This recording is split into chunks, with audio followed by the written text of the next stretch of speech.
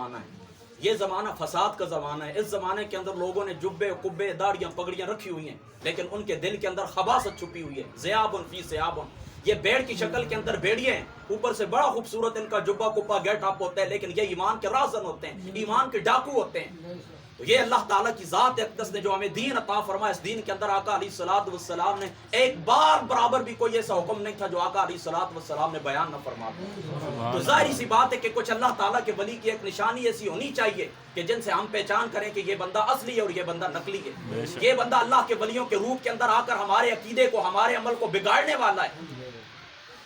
حضور غوث پاک رضی اللہ تعالیٰ عنہ آپ اس حدیث پاک کو نقل کرتے ہیں، ام المؤمنین حضرت سیدتنا عائشہ صدیقہ رضی اللہ تعالیٰ عنہ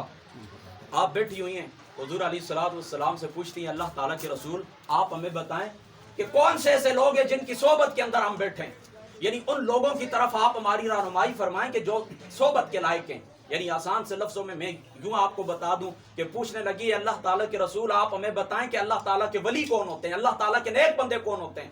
تو حضور علیہ الصلوۃ والسلام نے ارشاد فرما اللہ تعالیٰ کے نیک بندے وہ ہوتے ہیں، غنیت الطالبین کے اندر یہ روایت موجود ہے اور بیکی شریف کے اندر، دونوں کے اندر موجود ہے، حضور غوث پاک نے بھی بیکی کے حوالے سے ہی نقل کی ہے۔ آپ فرماتے ہیں اللہ تعالیٰ کا ولی وہ ہوتا ہے، فرماتے ہیں کہ اس کی مجلس کے اندر تم بیٹھو تو اس کی گفتگو تمہارے علم کے اندر اضافہ کرے، اور فرمائے اس کی مجلس کے اندر تم بیٹھو تو فرما اس کا عمل دیکھو تو تمہیں آخرت یاد آ جائے، اور فرما اس کے چہرے کے اوپر تمہاری نگاہ پڑے تو تمہیں اللہ تعالیٰ کی ذات یاد آئے۔ دیکھیں آسان سی بات ہے، اس کی آپ گفتگو سنیں گے آپ کے علم کے اندر اضافہ ہوگا۔ آپ نقلی پیروں کے درباروں کے اوپر جائیں، وہ قصے کہانیاں سناتے رہتے ہیں، لیکن اللہ تعالیٰ کے ولیوں کے دربار پر آئیں گے آپ کو انشاءاللہ تعالیٰ ہمیشہ قرآن اور سنت ہی سننے کو ملے گا۔